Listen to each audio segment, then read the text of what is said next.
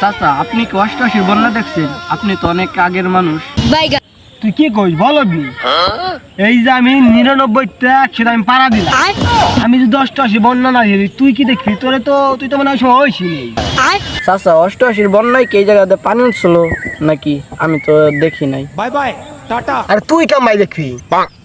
তোর দাদার সাথে আমার চলাফেরা, তুই তো তোর দাদার নাতিন, তুই কি দেখবার পারিস? তোর দাদা আর আমি নৌকে নিয়ে চলাফেরা আছি, আরে মনে হয় নৌকে নিয়ে রাইট বইরে মাছ মারছি। চাচা এখন তো মাছ পাওয়া যায় না, ওই সময় কি মাছ মারছেন আপনারা? আরে বলো, এখন তিমি মাছ আর আগের ফুটি মাছ সমান। আগের একটা ফুটি মাছ তোর সে বড় হইতো।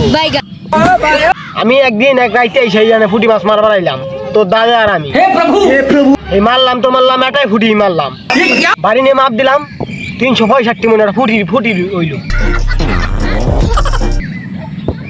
চাচা তাহলে ওই ফুটি মাছ বেচছিলেন কয়টা?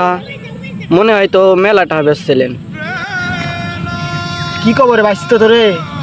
ওই সময় একটা ফুটি মাছ তোর দাদা আর আমি নৌকো নিয়ে গেলাম বাজারে সাড়ে বাজারের লোক ভিড়ে গেল ওই মাছটা দেখার জন্য।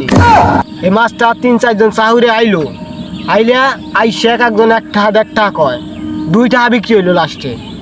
ওই সময় 2 টাকা আর এমনি কোটি টাকা সমান। 2 টাকা তো বেচলেন, তাহলে আপনারা এক একজন তো 1 টাকা হইরে পাইছিলেন, তাহলে ওই 1 টাকা দিয়ে কি বাজারে সদাই হলেন আর কি খাইলেন? আরে 1 টাকা ভাগে পাইছিলাম, 1 টাকা তাই বহুত কিছু হয়ে লাইছে জীবনে। ওই দিন কেমন হরবি, একটা একানা যেমন হরবি 10 সার চাইল আনলাম, 10 সার চাইল আনছি। এখন নৌকা কিনলাম মাছ মারার জন্য, ভালো এখন 5 আনা দেয় গেল 6 আনা।